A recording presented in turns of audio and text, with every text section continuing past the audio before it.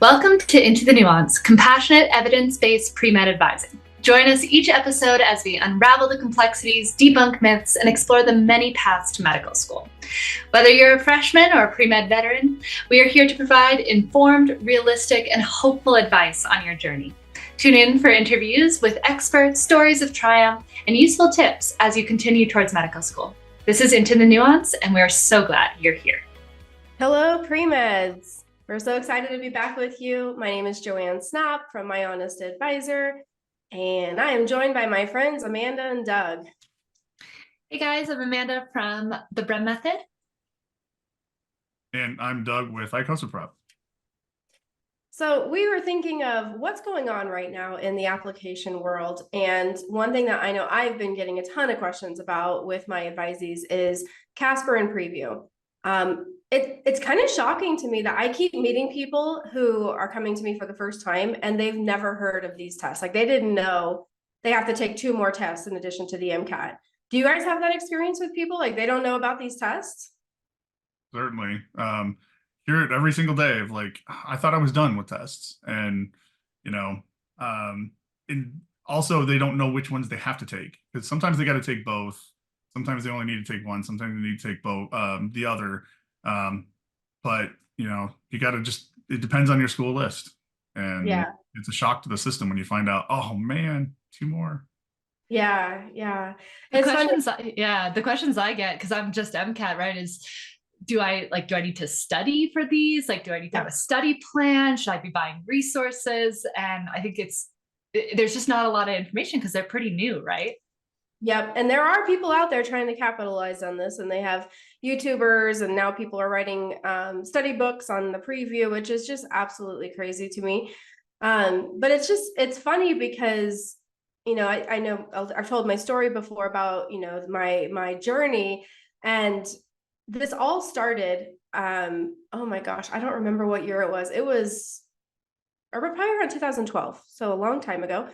I was at an AAMC national conference for medical schools, and the AAMC came to a group of, we were all, the directors of admissions were sitting in a room, and they came in the room and they were like, we're going to talk to you about something. And we're like, okay. And they're like, we want to roll out this thing called the situational judgment test, the SJT. And we're all like, okay.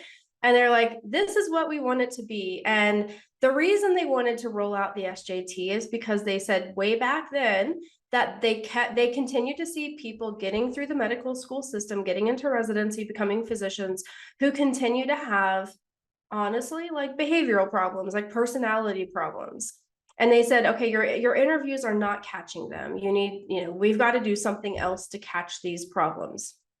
And I remember the room so clearly. The people like erupted. They were like, no, we don't need another test. Like, we don't want another test. We don't want any more scores to look at. Like, the applicants are doing enough. Please don't do this. That was the reaction from the med schools back then. And I never heard anything else about it until I became an advisor. And then lo and behold, there came CASPer, which is not an AAMC test. So that was really interesting. And for years, it was just CASPer. And then out of nowhere comes the AAMC preview. And I remember I was at another conference, and when they got in front of the room and they did that presentation in front of all the pre-health advisors, I was the only person that kind of raised my hand. It was really awkward. And I was like, so did you talk to CASPer? Are you guys working together, or are you just making students take 2 tests now? And they're like, no, we didn't talk to CASPer. They're just taking 2 tests now. I was like, okay, cool. Just checking. CASPer got it started in Canada, actually. So it started out as Canadian only, and then it started moving south. And so once that started coming into being, that sort of opened the door to both of these things. And CASPer is more widely used outside of med schools. So the preview exams only just for med schools for the AAMC. So like if you're applying DO schools, you're not going to be looking at a preview exam. You're going to be looking at CASPer, if anything. Well, there's 3 DO schools now that are using preview, which I find really interesting, right? Like now that AAMC is working with DO schools, that's new. That was this year. Last year it was just DMU, and now there's a couple more that are using preview. I have no idea what's going to happen with these tests, but I guess we'll just tell you a little, I mean, if you don't know what these tests, what we're talking about, the whole idea of an SJT, a situational judgment test, is when someone is put in a situation, you behave hypothetically in a natural way. So kind of to go back to my story about the med schools, when the med schools, after the med schools reacted to this, there was that was right around when MMIs took off. And I think that was in response to that situation, because what we started to see at med school interviews were lots and lots of live SJTs happening. So back in the good old days before COVID, med schools would actually have acting scenarios where you would walk in the room and let's say you're on your med school interview and there would be a person like sitting on the floor crying, and they're recording you and they're watching your behavior. So your natural reaction to seeing somebody cry, and guess what they're doing? They're judging you on the situation. I personally love it. I'm like, yeah, everybody preps for interviews, and really bad people can lie their way through a traditional interview. But if you're the type of person that can't console someone who's crying, that's going to come out naturally, right? That should catch those problems. But then COVID put a squash to all that. So I guess like the question I get a lot with students is like, what is this test wanting from me as a student? Like, and I think that's where, the literature around the test, as far as like when I read up on it, says like, don't prepare, right? Like you're not supposed to prepare. It's supposed to be your natural response. And at the same time, there is definitely a specific response they're looking for, right? Yeah. So what are your guys, like when you talk to a student about thinking about these exams and like what they are and how to prepare for them, what is the objective? Like, like other than just assessing their judgment, like what is the goal for someone who is a good candidate for medical school to respond in that situation? Or, what is the situational judgment that's appropriate for a medical student? That's a great question. I'll throw in there. First thing that I would say in response to your question is that test and exam, I don't like that those words are attached to these things, because it does make them sound like they're preppable, and they're not. You can prep, but you can't really prep. You prep by just learning what the structures are of the questions, like what kinds of questions are you going to be asked and how are they going to be asked. And they're different. Like, so the preview exam has got mostly Likert scale type questions where you're like, I strongly agree, strongly disagree, that type of response. And the CASPer has written responses where you're writing out how you would respond in a certain situation. And so like that, I think, is the prep you have to do to some extent, is just learn how those two different things function so that when you go in, you're not surprised. You're not going like, oh, I didn't realize what I was up against.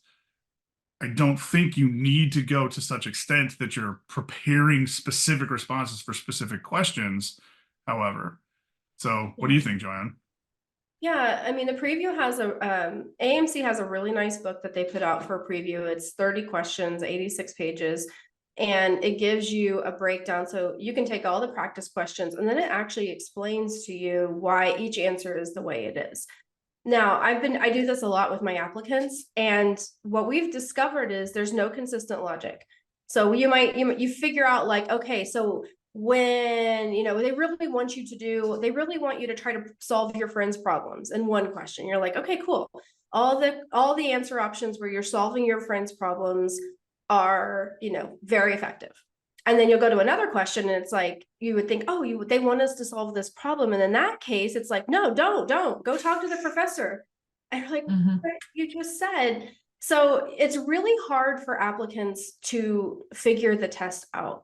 I've been looking at it a lot over the last 3 years, and I can't figure it out for the most part. There are some real cut and dry things. If you have common sense, you should be fine.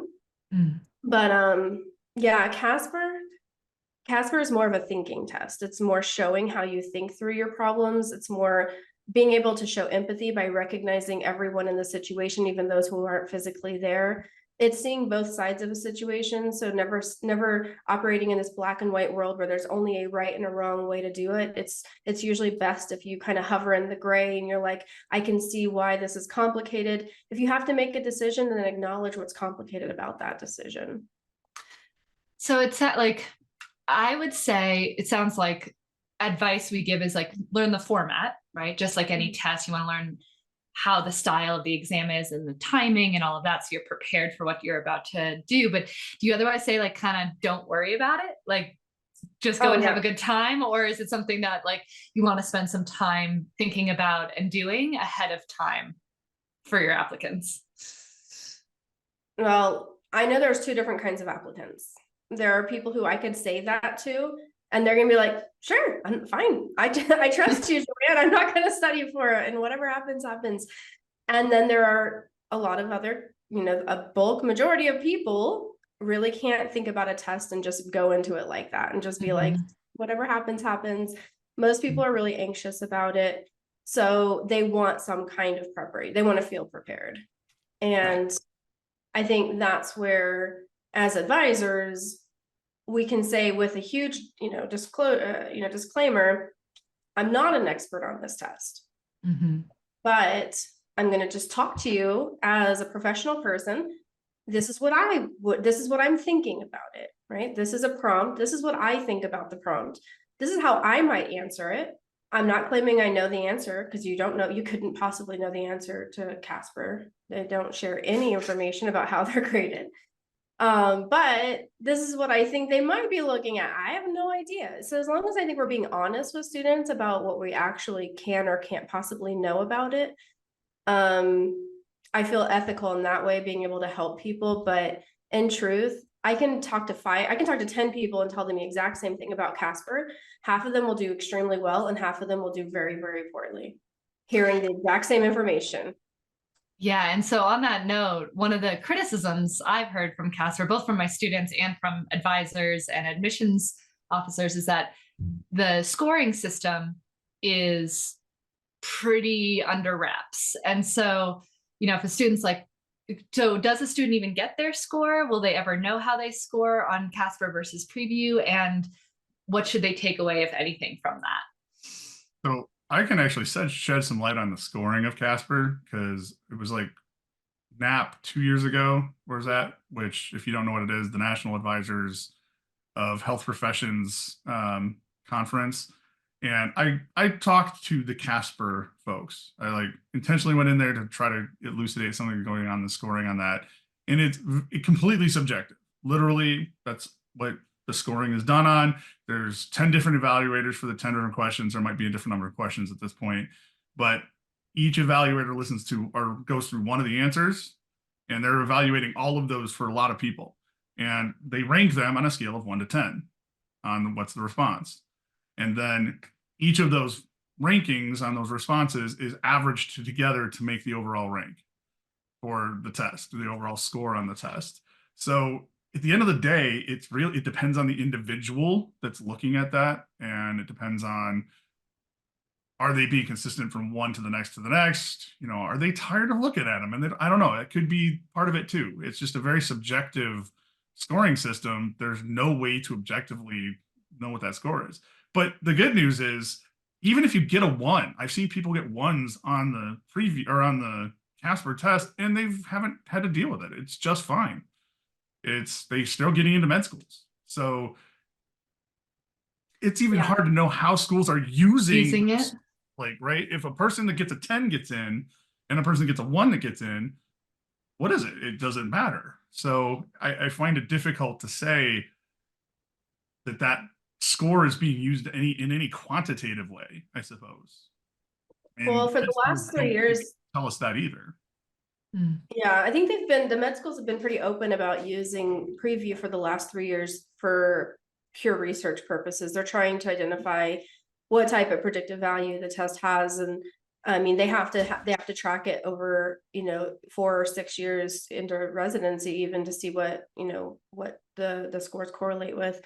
So I think it may in 3 or 4 years become a valuable test, but you're right, Doug. Like, as of right now, neither CASPer nor PREview has had any, for me, any predictive value in terms of who's successful or who's not. So it's not going to make or break your application cycle. So I think that's a good takeaway for students, is like, you got to do it, right? You have to do it if it's a requirement of your school, and you should like do your best and read up on it and prepare. And, it's not like the MCAT, which is, correlated with success in an application cycle, at least not yet. Right. And maybe considering yourselves as guinea pigs in this process as we're doing research on these new tests. That's the kind of vibe I'm getting from it. When I went to those conference meetings as well, is that it's very much in the like, let's see if it has a relationship to potential future doctors with behavioral problems or not, right? And those kinds of things. But here's the real kicker. Where else do you have to pay to be a guinea pig? Right. So that gets into a good question. What are the costs of each of the tests, and what should students prepare for in terms of the financial burden on this? Yeah, that's a great question. Last year preview was $100 and you could submit it to unlimited schools. I'll be honest with you, I don't remember what the cost of preview was. It was something like, it used to be $12 a school. I think when they sold it to the new company, the price went up a little bit. But I didn't check this year to see what the prices are. Do you know, Doug? Yeah, I remember CASPer being $12 like per school, right? That you sent it to. Yeah, you have to pay an overall. Up the CASPer price, right? Yeah, I think I don't remember. Do you remember which year CASPer came out? Like the first year they were using it? Because when I applied in 2017, I had to take it, and I remember there was no literature around it at that point. Like no one knew what it was. I was only for like 3 or 4 schools. And I remember just like totally winging it. Like I just went in there and was like, what are these questions? And I have to film myself. So like, at least, now there's enough stuff where like people can say like, this is the types of questions that were on there. But I remember I like looked it up on Google and there was nothing really about CASPer, which is wild. I became a pre-med advisor in 2014, and I'm actually like so mortified to think about what I used to tell people back then when we had no information. I used to joke because nobody knew what to say about it, you know, just like trying to help people, but we didn't know. So I'd always tell people, don't prep for it. Just, really, it's not going to be a problem for you unless, you have some kind of major personality issues. I used to be like, oh, it's just it's a test screening for sociopaths. Like I would really minimize the test. And I think, again, somehow, some way, those people made it into med school despite the test.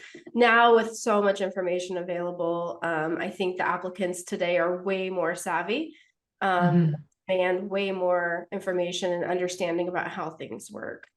Yeah. Yeah. And I'll be curious to see if more research comes out about these tests. So I did just look up the CASPer price, and it looks like it's variable depending on what schools are depending on what type of program you're looking at it. So if it's a dental school using it, it looks like it's a different price than if it's med school. But since we're in med school here, allopathic med schools, it's $85 to take the test and submit to up to 7 schools. And it's $18 a pop for each school after that. So just hope that you only have to do 7. Yeah. My guess is that there are going to be schools dropping it soon. Yeah. In favor of preview or in general? I just have this feeling it's going to drop. I think this was a fad that's probably going to go away. And the reason I say that is because after that talk that Doug was talking about, the presentation where the woman who had created CASPer, I think you were there too, Amanda, weren't you? I wasn't at the national conference 2 years ago. So, well, she stood there, she's the one it was her brainchild. Like she literally created CASPer, and she did that huge talk in front of, hundreds of people. And there was such a backlash from the audience.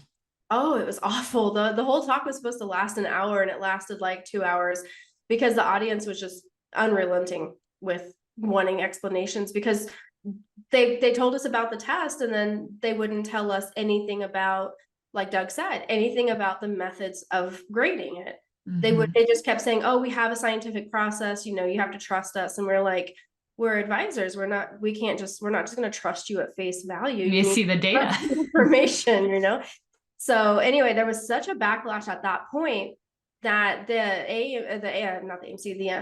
NAAHP, the Advisors Association, created a task force to investigate CASPer.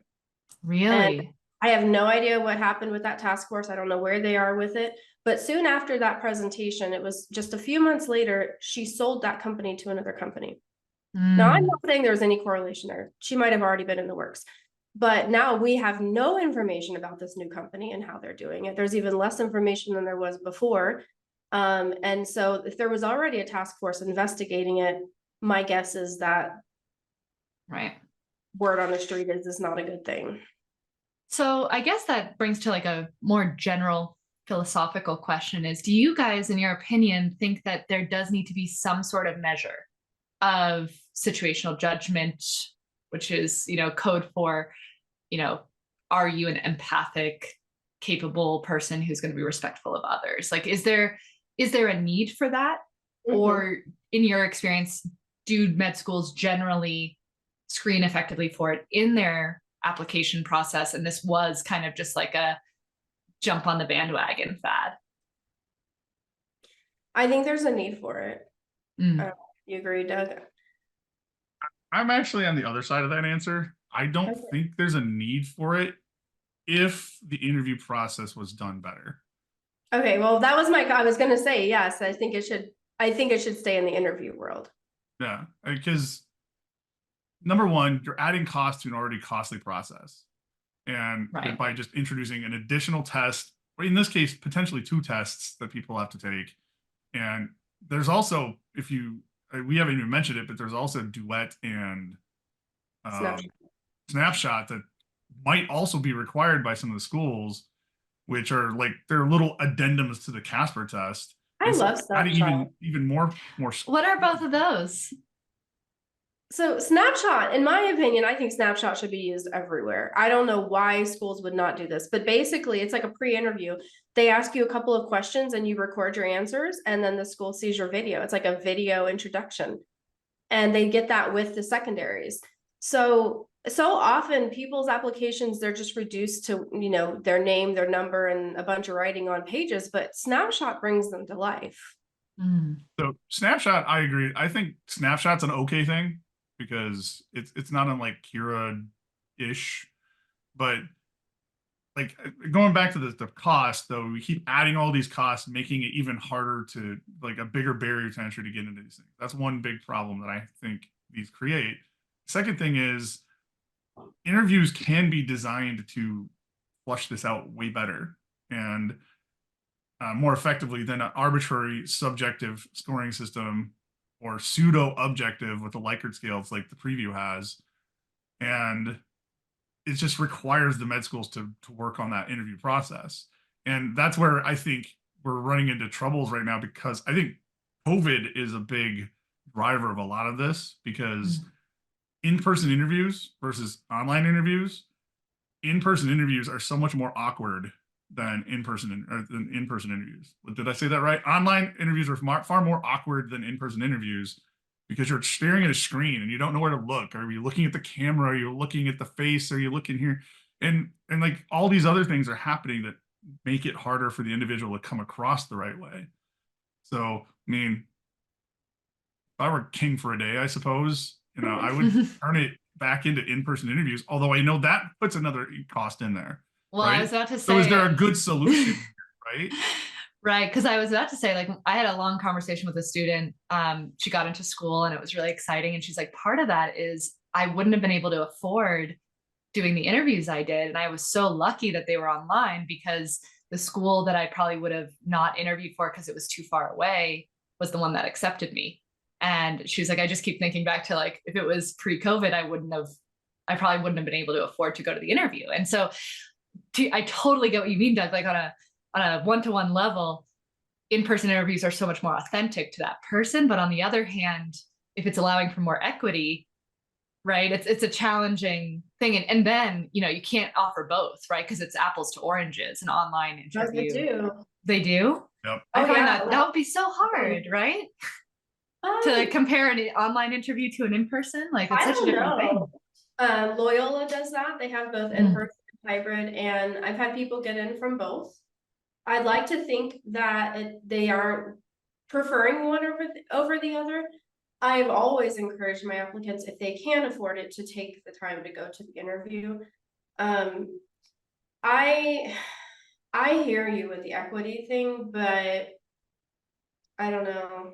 There's this other part of me that is, having run the interview days for a medical school, we used to joke that, you know, anyone can hold it together for 45 minutes. And by anyone, I mean people with really, you know, serious personality disorders. But if if you're around someone for 6, 7, 8 hours and they have to be on all day long, they will start to crack at certain points. And if you put pressure on them in the right way, so the SJTs in person used to put the right kind of pressure on them. And what I mean by that is someone who has like a narcissistic personality disorder, oftentimes they don't want to look bad. They don't want to fail. They don't want anyone to kind of see them as wrong or, you know, failing. So if you put them in a situation where someone's yelling at them, or, you know, it seems as though they made a mistake, and the person in the situation is unrelenting with the criticism and the feedback, like you're not smart, you did this, you did that, what's wrong with you, blah, blah, blah. That person will show signs physically of being upset. And I think that is so valuable in recognizing those types of things. Whereas, can you hold it together over Zoom? I think you can. I think that if they're just asking basic questions, which is what I see happening more and more now, we're kind of reverting back from harder questions to like last year. I heard so many people tell me, oh, it was very conversational. We talked about soccer, we talked about hiking. And I'm like, cool. Now, that's how we're picking people again. You like soccer, I like soccer. Great. You're going to be a great doctor one day. That's not how it should be. And ideally, maybe one of these things like a CASPer or an SJT or whatever it is could do that job asynchronously, but not if we don't know where the bar is. Like, where is that bar? What is and is it measuring, is there internal validity? Not to bring in an MCAT term, but is it measuring what it thinks it's measuring? Right. That's something we talk about in psych social all the time when designing human studies is, are we accurately measuring what we think we are? And I think one of the concerns, which are valid with these kinds of tests, is, do we have enough data to really say that we're measuring what we think we're measuring, right? Because it's a hard thing to measure, situational judgment, and to put a number on it, right? So I mean, it's right there in the name, judgment. Yeah, right. It's very challenging. And I think it just gets into the fact, like, this is why this whole process is challenging, right? Like, it's challenging for the students, but it's also challenging for the admissions officers to make good decisions and to design something in a way that puts pressure on applicants, but also allows them to shine effectively, right? Like, one of my students was telling me about an interview she did where one of the interviewers was horrible to her. And she was like, I'd heard that was intentional, like that they were mean on purpose. And she's like, but it still was horrible and I hated it. And it was, it's never fun when someone's coming out of the blue yelling at you. So I do think, like, also is that showing that student's ability to, pivot and do all those things, like, in a video setting? Like, is that something that, like, can be done effectively? Or does there need to be another way that's not like a pre-recorded video and a response on text, right? So yeah. It's just challenge. I am grateful that I'm not an admissions officer, I think, is what I'm learning about this process, because it is tough to figure out the right questions to ask. Yeah, no, I agree 100%. Yeah, I don't know what the answer is. I just take, the way I look at it is, I try not to get into this is right, this is wrong. It is what it is, right? Like, this decade, we're doing CASPer and PREview. Next decade, we'll probably do something different, because last decade, it was SJT interviews. So I don't know where we're heading. I know that they're trying to figure out how we can identify the best people to become physicians. And for that, we should be grateful. For that, we should be appreciative that that's the goal of all of this, right? And I do have to say, like, this is only going to be my second year attending these types of conferences with advisors and admissions officers, but it's so cool to see how many people in the world of pre-med advising and medical admissions, like, attend these conferences, and how well attended they are, and how there's lots of conversations around this. Like, it's kind of like government, right? Where it's not easy to make changes, and it's not easy to make a consistent change across, like, a whole country of medical schools, but it is nice to know that there are people having conversations around this, and that like if CASPer and PREview aren't working, there'll probably be some change. Like it won't just like stay around just because, right? And I think that's why they changed the MCAT too, right? They found that the MCAT was no longer lining up to the types of metrics they were looking for, and so they made a change. And now it's harder, but it's also more accurate. So that's a whole nother thing we can talk about. Bring it in a whole nother that it's a harder combo. test. I think it's actually honestly a bit easier than it used to be. Well, if you're looking purely on length and reading time, it's a more challenging test. But I do think it measures more accurately what they were intended to measure. And I'm appreciative that, they're making those kinds of changes, because there's a lot of grad programs, back when I was teaching the GRE, now the GRE is like 2 hours, like not even, they just changed that. And I feel like the GRE, they're just like continuing to use something that's not working and just making it less and less and less important, as opposed to being like, let's find a better way to measure these students, which, I have to appreciate the med schools for really caring a lot about what the outcomes are. Yeah. So, it's hard for students, but. Yeah. And it's just, I think it all just keeps boiling down to the money. I don't think it's the end of the world if they have to hop on a computer and do a test for an hour. I don't think it's the end of the world to have to click some buttons in a Likert scale. It's just annoying that you have to keep paying for things. If you do get fee assistance, though, you do get a lot of discounts. So make sure you find out if you qualify for fee assistance. And if you do, make sure you're using that. Mm-hmm. Fee assistance, definitely for AMC's fee assistance, you get the PREview for free. Yeah. Yeah. You get PREview, you get the AMC materials. Yep. So, or the MCAT materials, which is great. I'm not aware if there's any fee assistance for CASPer. I don't. There is, but I don't know how much it is. Definitely worth looking into. Yeah. Well, I think that, this is the time of year where you should be registered for both of them. CASPer opened up just a couple of days ago, so it's open. I see that they have May dates right now, but I would keep checking back. There will probably be more dates added. Preview's been open since January, and if you haven't registered for a preview date, make sure you do that soon, because those dates do fill up, and you do want to have those tests done by July if you can, because some schools are going to use those as part of the complete and ready for review requirement. So you need to have your scores in by that point.